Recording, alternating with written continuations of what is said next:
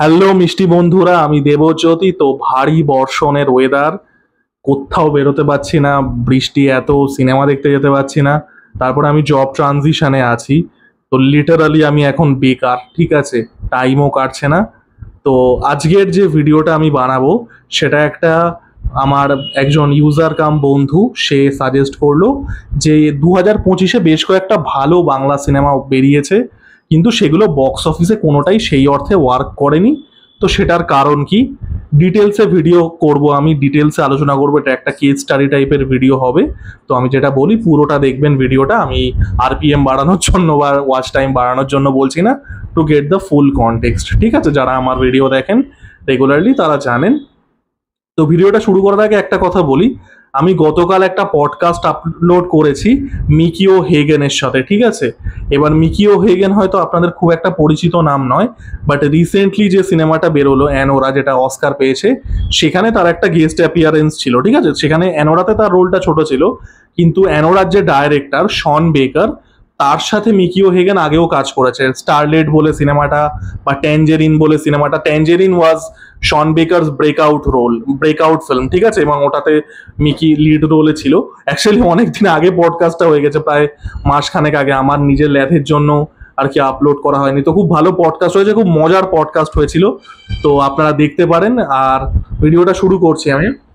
তো এবছর বাংলা সিনেমা কিন্তু বেশ কয়েকটা ভালো ভালো সিনেমা দেখেছে। অ্যাজ আ অডিয়েন্স আমরা কিন্তু ভালো ভালো সিনেমা দেখতে পেয়েছি।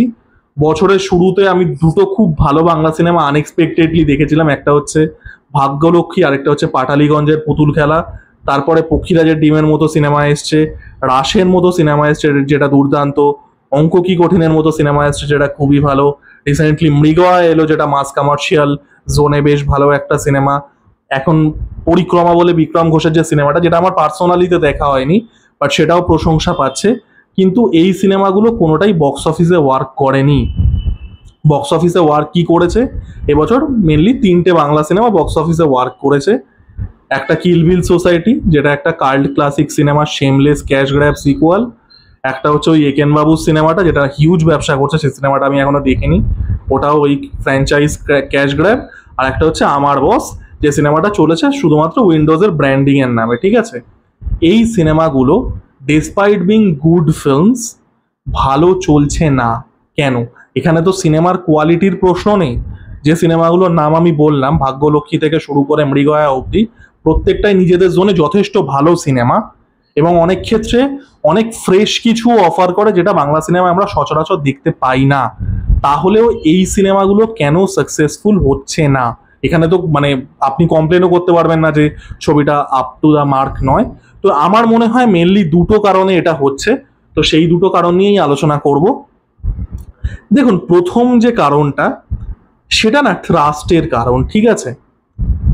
আমাদের বাংলা সিনেমা প্রতি বছরই কিন্তু ভালো কিছু সিনেমা বেরোয়, ঠিক আছে? গত বছরও বেলাইনের মতো সিনেমা এসেছিল, গত বছরও মানিক বাবুর মেঘের মতো সিনেমা এসেছিল, কমার্শিয়াল স্পেসে সন্তান এসেছিল, শাস্ত্রী এসেছিল, ভালো সিনেমা। ব্যাপারটা হচ্ছে যে আপনি ভালো সিনেমার মাঝখানে 10খানা করে বাজে সিনেমা রিলিজ করছেন, এবং সেখানে অডিয়েন্সের ট্রাস্ট চলে যাচ্ছে, ঠিক আছে? আপনাকে কনসিস্টেন্টলি আমরা কিন্তু ভালো সিনেমা ডেলিভার করতে পারছি না। এবছর আমি বলবো কিছুটা এক্সেপশন, কারণ এবছর আমি বেশিরভাগ যা বাংলা সিনেমা হলে গিয়ে দেখতে গেছি আমার কিন্তু মোটামুটি ভালো লেগেছে বা খুব ভালো লেগেছে, ঠিক আছে? একটা সোনার কেল্লায় জখের ধনের মতো সিনেমা বা একটা গৃহস্থর মতো সিনেমা আমার মোটামুটি লেগেছে, বা একটা বাৎসরিকের মতো সিনেমা, গৃহস্থ আমি দেখতে যাইনি, ওই আমার 1x বেট করেছিলাম। বাৎসরিকের মতো সিনেমা বা সোনার কেল্লায় জখের ধন আমার মোটামুটি ভালো লেগেছে। আবার রাশের মতো সিনেমা আমার কিন্তু ব্যাপক লেগেছে, ঠিক আছে? কিন্তু এগুলো কোনোটাই বক্স অফিসে ওয়ার্ক করেনি। তার কারণ হচ্ছে ট্রাস্ট। আপনি একটা ভালো সিনেমা বানানোর পরে 10টা বাজে সিনেমা যদি বানান, অডিয়েন্স কি হচ্ছে? ধরুন একটা ভালো সিনেমা আপনি বানালেন, লোকে দেখলো, লোকে অ্যাপ্রিসিয়েট করলো, তারপরে আপনি 10টা খাজা সিনেমা বানালেন, তাই না? লোকে তো ওই জিনিসটা আর মানে সেই যে ট্রাস্টটা আপনি গেইন করলেন সেটা তো চলেও যাচ্ছে। ধরুন আপনি একটা রেস্টুরেন্টে গেলেন, ঠিক আছে? আপনি একদিন ভালো খাবার খেলেন, আপনি পরে একদিন গেলেন, খাবার ভালো না, তারপরে একদিন গেলেন, খাবার ভালো না, তারপরেও একদিন গেলেন, খাবার ভালো না। আপনি কি আর সেই রেস্টুরেন্টে যাবেন? যাবেন না। এটাই বাংলা দর্শকের সাথে হচ্ছে বিগত 40-50 বছর ধরে। আপনি সিলেক্টিভ কিছু সিনেমা ভালো অবশ্যই প্রতি বছরই বেরোয়, এবছর হয়তো সংখ্যাটা বেশি বা ফ্রিকোয়েন্সিটা বেশি, কিন্তু সেই ভালো সিনেমাগুলোর মাঝখানে তো কনসিস্টেন্টলি অডিয়েন্সকে ডিসঅ্যাপয়েন্ট করছে, সেই রকম সিনেমাও বারবার করে বেরোচ্ছে, এবং এই জিনিস তো চলছে বহু বছর ধরে, তাই না? আপনি ওভারঅল অডিয়েন্সের ট্রাস্ট হারিয়ে ফেলেছেন। ঠিক যেরকম একটা দোকানে আপনি মানে একবার ঠকে গেলে বারবার যাবেন না, একটা রেস্টুরেন্টে খাবার খারাপ হলে আপনি বারবার যাবেন না, ঠিক সেরকমই সিনেমাও তো একটা end of the day, cinema definitely art, but cinema তার সাথে সাথে ইটস আ একটা মাস কনজিউমার প্রোডাক্টও, তাই না? সিনেমা দেখানো হয় একটা হলে যাতে একটা বড় সংখ্যক দর্শক সেখানে গিয়ে দেখে, it is also a mass consumer product apart from being an art. তো সেখানে আপনি যদি বারবার করে আপনার কনজিউমারকে, আপনার অডিয়েন্সকে ডিসঅ্যাপয়েন্ট করেন, লোকে কেন দেখতে যাবে, তাই না? তো এই জিনিসটা একটা হয়েছে যে যেখানে বাংলার মানুষের, এবং এখানে আমি অডিয়েন্সকে দোষ দেব না, আমি দেখেছি এই জাতীয় প্রসঙ্গ উঠলে টলিউডের সেলিব্রিটিরা বাংলার মানুষের দিকে আঙুল তোলেন যে বাংলার অডিয়েন্স রিলায়েবল নয়, বাংলার অডিয়েন্স তাদের সিনেমাকে সাপোর্ট করে না অ্যান্ড অল দ্যাট। এইগুলো, এই জাতীয় কথাবার্তা আসে, সেগুলোতেও আমি এক এক করে আসছি। বাট মেন যে সমস্যাটা সেটা হচ্ছে ট্রাস্টটা নেই।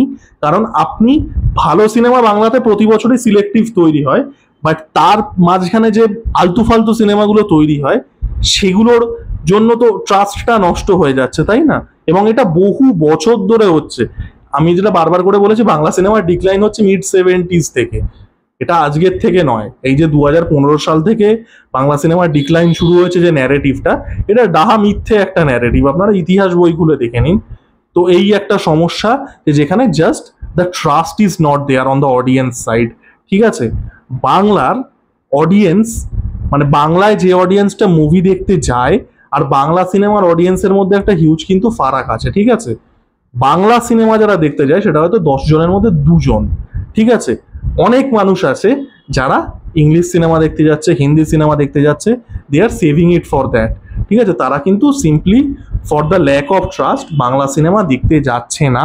এবং এখান থেকেই আমি দ্বিতীয় পয়েন্টটায় ঢুকবো, যেটা সব থেকে ইম্পর্টেন্ট পয়েন্ট। দেখুন, এটার না মানে বাংলা সিনেমার ডিক্লাইনের একটা ম্যাক্রো কারণ আছে, একটা মাইক্রো কারণ আছে। ঠিক আছে, মাইক্রো কারণটা আপনারা সবাই জানেন, সেটা হচ্ছে বাংলায় ভালো সিনেমা তৈরি হয় না, অডিয়েন্সের ট্রাস্ট নেই, যেটা আমি একটু আগেই বললাম, টেকনিশিয়ানস নেই ভালো, আমাদের স্টোরি টেলার্স নেই, ডাইরেক্টরস ভালো নেই, একটা সময় বহু বছর রিমেক হয়েছে তো আমাদের সেই একটা মাস কমার্শিয়াল গল্প বলার মতো এক্সপার্টিস নেই, একটা সময় আমরা ভালো আর্ট সিনেমা বানাতাম কোট আনকোট, সেই জিনিসটাও এখন আর অতটা হয় না। এগুলো হচ্ছে মাইক্রো কারণ, আপনারা এগুলো প্রত্যেকটাই জানেন। ঠিক আছে, সেগুলো প্রত্যেকটাই সত্যি উইদাউট এনি ডাউট। এবং আমি যেটা বললাম, আমার প্রথম যে পয়েন্টটা, অডিয়েন্সের ট্রাস্ট চলে গেছে বহু বছর ধরে মানে সাবপার কন্টেন্ট দেখতে দেখতে, সেটা যেরকম সত্যি, এটার একটা না অনেক বড় সোশ্যাল কারণ আছে, যেটা ফিল্মের সাথে ডাইরেক্টলি রিলেটেডও না, সেটা হচ্ছে ম্যাক্রো কারণ, এবং সেটা হচ্ছে the overall condition of West Bengal society, specially financially. West বেঙ্গলের ফিল্মের যে সময় স্বর্ণযুগটা ছিল, সেই সময় ওয়েস্ট বেঙ্গলের ইকোনমিক্যালিও ইন্ডিয়ার মধ্যে সব থেকে বড় স্টেট ছিল হচ্ছে ওয়েস্ট বেঙ্গল, মহারাষ্ট্রেরও আগে পার ক্যাপিটার দিক দিয়ে বা ওভারঅল জিডিপির দিক দিয়ে আমরা 1 নম্বরে ছিলাম। এবং এই যে আমাদের যখন ইকোনমিক বুম হচ্ছে, আমাদের আর্ট এবং কালচারও বুম করছে, এটা কিন্তু কোইন্সিডেন্স নয়, অ্যাকচুয়ালিতে এটাই স্বাভাবিক। ধরুন আপনার ইকোনমি, ঠিক আছে, আপনি ইকোনমি মানে কি, লোকে কত টাকা রোজগার করছে, পার ক্যাপিটা ইকোনমি মানে কি, অ্যাভারেজে একজন দেশের বা একজন রাজ্যের মানুষ কত টাকা রোজগার করছে। তো যদি আপনার রোজগার বেশি হয়, আপনার কি হবে, আপনার ডিসপোজেবল ইনকাম বেশি হবে। প্রথমে আপনাদের কি রুটি কাপড়া মাকান, যে আমাকে বেসিক যে নিডসগুলো, ওই অন্ন বস্ত্র বাসস্থান, এগুলোকে সিকিওর করতে হবে। তারপরে যখন সিকিওর হয়ে গেল, then you will focus on the recreation. ঠিক আছে, সিনেমা দেখবো, আমি খেলাধুলোর রিলেটেড কিছু করব, বা আমি একটা শর্ট ফিল্ম বানাবো, বা আমি মিউজিকে কিছু করব। রিক্রিয়েশনটা তখনই আছে যখন আপনার ডিসপোজেবল ইনকাম থাকে, যখন আপনার বেসিক যে এসেনশিয়াল কাজগুলো সেটা কাভার হয়ে যায়। আমাদের ওয়েস্ট বেঙ্গলের এখন যা ইকোনমিক অবস্থা, আমি ডেটাও আপনাদের সামনে তুলে ধরছি, এটা বাই দ্য ওয়ে এটা ওয়ার্ল্ড ব্যাংক থেকে এক্সট্রাপোলেট করা ডেটা, তো এটা বিজেপির আইটি সেলও না, টিএমসির আইটি সেলও না, হোয়াটসঅ্যাপ ইউনিভার্সিটিও না, this is World Bank data that I have extrapolated. এখানে আপনি দেখুন যে পার ক্যাপিটা ইনকাম ওয়েস্ট বেঙ্গলের, মানে আপনি রিচ স্টেটগুলো ছেড়ে দিন, ওভারঅল ইন্ডিয়ার থেকে 22-23% কম। ওভারঅল ইন্ডিয়ার যেটা যেটা অ্যাভারেজ রেট, সেটার থেকে ওয়েস্ট বেঙ্গলের ইনকাম 22-23% কম।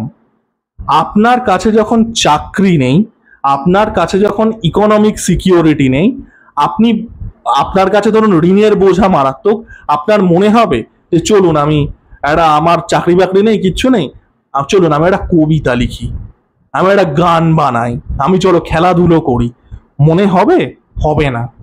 আপনার কখন সেগুলো মনে হবে? যখন আপনার বেসিক নেসেসিটিস পূরণ হয়ে যাচ্ছে, যখন আপনার কাছে একটা সাবস্টেন্সিয়াল ডিসপোজেবল ইনকাম আছে, তখন আপনি রিক্রিয়েশনের চিন্তা করবেন, বোথ অ্যাজ আ কনজিউমার এবং as a artist yourself. আপনি আর্টের যেদিকেই থাকুন, আর্ট ক্রিয়েট করুন বা আর্ট কনজিউম করুন, you need disposable income from both of it. ঠিক আছে, যে আমি বেসিক জিনিসগুলো কাভার হয়ে গেছে, I have a good amount of disposable income, এবার চলো আমি সিনেমা দেখতে যাই, চলো আমি খেলাধুলো করি, বা আমি একটা সিনেমা বানাই, বা আমি একটা শর্ট ফিল্ম বানাই, বা আমি একটা গান বাঁধি, কিছু করি। ডিসপোজেবল ইনকাম না থাকলে, যেখানে আপনার বেসিক নেসেসিটিস একটা হিউজ পরিমাণে অডিয়েন্সের, একটা হিউজ পরিমাণ পপুলেশনের পূরণ হচ্ছে না, সেখানে কি করে আর্ট থ্রাইভ করবে?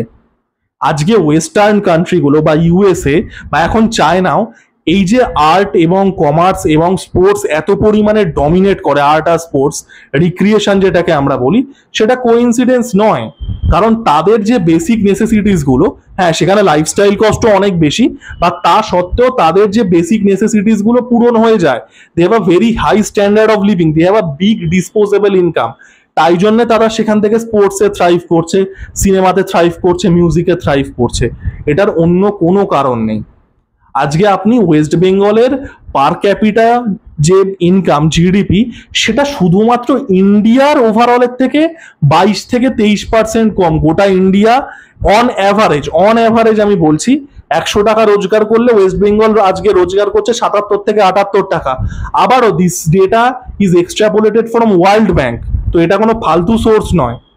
আর যে জায়গাগুলোতে অ্যাকচুয়ালিতে থ্রাইভ করছে আর্ট, আপনি সেই স্টেটগুলোর জিডিপি পার ক্যাপিটাটা একটু দেখুন তো, ভিডিওটা পজ করে।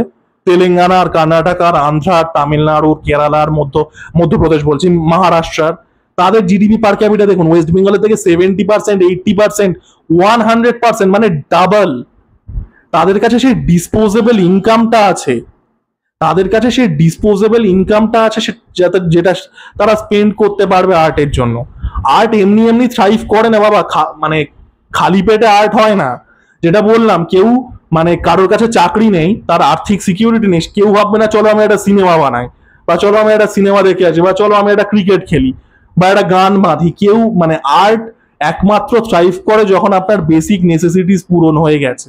দেয়ার ক্যান বি এক্সেপশনস, বা সেই এক্সেপশনটা খুবই কম, সেটা দিয়ে একটা ইকোসিস্টেম তৈরি হয় না। ঠিক আছে, আপনি ওয়েস্ট বেঙ্গল যে লেভেলের এখন ইকোনমি আছে, তার আশেপাশের স্টেটগুলোকে দেখুন, মানে ইকোনমিক্যালি বলছি per capita, Odisha, Chhattisgarh, Jammu and কাশ্মীরটা আমি বাদ দিচ্ছি, ওটা এক্সট্রিম একটা উদাহরণ। এই স্টেটগুলো থেকে এই স্টেটগুলো ওয়েস্ট বেঙ্গলের সাথে ইকোনমিক্যালি কম্পেয়ারেবল। এই স্টেটগুলোতে কি মানে কালচার খুব থ্রাইভ করছে না? যদিও উড়িষ্যা রিসেন্টলি, যেহেতু উড়িষ্যার ইকোনমি এখন অনেক বেটার স্ট্যান্ডিং এ আছে, অ্যাকচুয়ালি আমাদের থেকে লাস্ট 10 বছর উড়িষ্যা অনেক বেশি গ্রো করেছে, তো সেই কারণে উড়িষ্যায় এখন স্পোর্টস থ্রাইভ করছে। বাট ওভারঅল কালচার সেই জায়গাগুলোতেই থ্রাইভ করছে যেখানে পার ক্যাপিটা ইনকাম ওয়েস্ট বেঙ্গলের প্রায় ডাবল। আমরা যে সাউথ ইন্ডিয়ান স্টেটগুলোর উদাহরণ সবসময় দিই, লজিক নেই ভাই। তুমি $2200 পার ক্যাপিটা ইনকামের সাথে 4500, 5000 পার ক্যাপিটা ইনকাম তুলনা করছো, তোমার ডবলের বেশি ইনকাম তাদের, তোমার ডবল তাদের, মানে কি বলবো, তাদের যে ডিসপোজেবল ইনকাম সেটা তোমার ডবল। তারা রিক্রিয়েশনে ওই পরিমাণ খরচ করতে পারে। আমাদের সমস্যাটা হচ্ছে we expect a magic switch.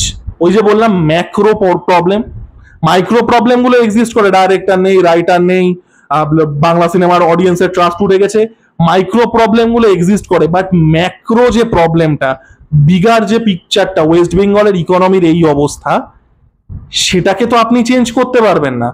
লোকে ভাবে একটা ম্যাজিক সুইচ, চলো একটা খাদান আসবে পাল্টে যাবে, চলো একটা অন্য কোনো সিনেমা আসবে, একটা বহুরূপী আসবে পাল্টে যাবে। এটা হয় না। আপনার একটা সার্বিকভাবে ইকোনমিক্যালি থ্রাইভিং সোসাইটি তৈরি করতে হবে। আমি বারবার করেই যেটা বলছি, খালি পেটে গান বাঁধবে না, কেউ খালি পেটে সিনেমা দেখতে যাবে না। কারোর ফাইন্যান্সিয়াল সিকিউরিটি যদি না থাকে, তাদের বেসিক নেসেসিটিস গুলো রুটি কাপড়া মাকান কভার হয়ে যাওয়ার পরে ডিসপোজেবল ইনকাম না থাকলে সেটা হয় না, যেটা আনফর্চুনেটলি আমাদের স্টেটে নেই। ডেটা তো দেখতে পাচ্ছেন, আমরা ইন্ডিয়ার থেকেই 22-23% পিছিয়ে, ইন্ডিয়ার অ্যাভারেজ সেটার থেকে আমরা 22-23% পিছিয়ে। একজন অ্যাভারেজ ইন্ডিয়ান 100 টাকা পেলে আমরা 77 টাকা পাচ্ছি। আর যেখানে মানে যে স্টেটগুলোতে অ্যাকচুয়ালি কালচার থ্রাইভ করছে, সাউথ ইন্ডিয়ান 4টে ল্যাঙ্গুয়েজ স্টেট, মানে 4টে ল্যাঙ্গুয়েজ 5টা স্টেট, আন্ধ্রা তেলেঙ্গানা 2টো তেলেগু স্টেট, মহারাষ্ট্র, দিল্লিকেও আমি যদি ধরি, যদিও দিল্লি ইউনিয়ন টেরিটরি, বাট যাই হোক আমি অ্যাজ আ রিজিয়ন বলছি, যেখানে যেখানে কালচার থ্রাইভ করছে সেখানকার ইকোনমি গুলো দেখুন। তো এই জিনিসগুলো মানে ওই একটা ম্যাজিক সুইচ দিয়ে সবকিছু হয়ে যাবে, এটা যদি আপনারা এক্সপেক্ট করেন তো ভুল এক্সপেকটেশন নিয়ে আছেন। এবছর বাংলা সিনেমা ভালো ভালো আসছে, আমরা যারা রিভিউয়ার তারা রিভিউও করছি, আপনাদেরকে বারবার করে দেখতে যেতে বলছি, but don't expect any kind off switch. আমরা না ভুল ভাল ক্ষেত্রে সাউথ ইন্ডিয়ার, তামিলনাড়ুর, মহারাষ্ট্রের উদাহরণ টেনে আনি, যেটা এখানে প্রযোজ্যই নয়। তাদের সেই ইকোনমিক জায়গাটা আছে বলে তারা আর্টের দিক দিয়ে অত স্ট্রং, কারণ লোকের সেই স্পেন্ড করার কেপাবিলিটিটা আছে। তো ডোন্ট এক্সপেক্ট যে চলো আমরা একটা ভালো সিনেমা বানাচ্ছি, 2 বছর বাদে তামিলনাড়ু ইন্ডাস্ট্রির মতো বড় হয়ে যাব বা তেলেগুর মতো বড় হয়ে যাব, না। আজকে কানাডা ইন্ডাস্ট্রি সমস্যাটা হয়ে গেছে। কানাডা ইন্ডাস্ট্রিটা যেহেতু আমরা চোখের সামনে দেখেছি কেজিএফ এর আগে, যে কেজিএফ এর আগে কানাডা ইন্ডাস্ট্রি কেউ জানতো না, কেজিএফ এর ক্ষেত্রে একটা সুইচ হয়ে গেছিল, কেজিএফ এর ক্ষেত্রেও কিন্তু সুইচটা হয়নি। ইকোনমিক্যালি কর্ণাটকা অলরেডি সেই জায়গায় ছিল, সেখানে মানে হয় না আপনার পুরো অ্যামিউনেশন রেডি, আপনাকে জাস্ট একটা মানে একটা বিয়ে মারতে হবে, একটা দেশলাই মারতে হবে, সেটা হয়েছিল কর্ণাটকের ক্ষেত্রে। আপনারা যদি ভাবেন ওয়েস্ট বেঙ্গলে আপনারা একটা কেজিএফ মোমেন্ট হবে, হবে না unfortunately. This is the macro reason. আমি জানি আমি খুব পেসিমিস্টিক হয়তো শোনাচ্ছি, but this is the reality. ঠিক আছে, এইরকম ভাবে হয় না। ভালো সিনেমা বেরোলে অ্যাপ্রিসিয়েট করুন, যতটা সম্ভব অল্প পরিমাণে হলেও দর্শক দেখতে যাচ্ছে সেটা অ্যাপ্রিসিয়েট করুন, but don't expect a switch যা হঠাৎ করে আমরা সাউথ ইন্ডিয়ান ল্যাঙ্গুয়েজ স্টেটগুলোর মধ্যে হয়ে যাব। তো যাই হোক, এই ছিল আমার ভিডিও। আমার ভিডিওটা কেমন লাগলো জানাবেন, লাইক কমেন্ট এবং সাবস্ক্রাইব করে আমার পাশে থাকুন। ধন্যবাদ।